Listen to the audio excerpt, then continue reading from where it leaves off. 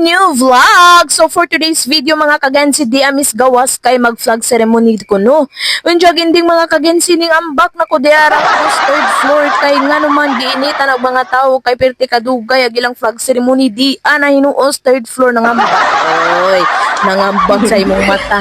Unjag karon kay human naman nag-flag ceremony, syempre wala na gipakita ang magbayang ka mag-video ka aron ma-awardis kag biskin science. O na karon nagkuan kay nampoy happy birthday, so syempre napay gikantahan. Unja karon mga ka-Gen-Z kay huma naman di ana pud mi gipang check na ang mga lugar nga perti kahugaw. Kay lagi mga ka-Gen-Z na ay evaluation sa among barangay, maunang syempre di ra kay barangay Hinluan pati ag tanang mga areas barangay.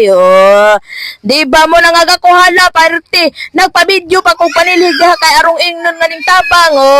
Di ba? Di mo kamalisa dihang perti na mo kadaghan magsigimig pang nilhig day. Di lalim ning maging vlogger kay bisag insay mga kuano no, vlog de hala ka diha masakpan ka diha di kay awardis ka diha patig mga karsada di anay mga manok abi kog 2 aros barangay Abihilan ag manok di marepos barangay Kulyat asa mo diha grabe gyud atake na mo danhi uy grabe pinanghinlo na mo perti kadaghan mura mag napo katuig wa silhigi ding mga kilid, huy, inahan tabang mga langit.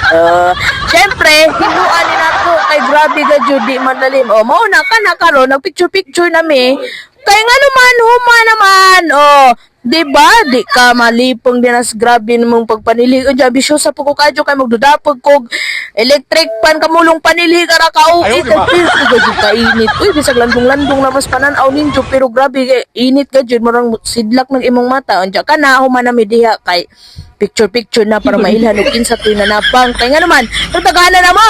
Unja ginding. Mora na nanabang. Hoy, tabang na. Kabay mora to.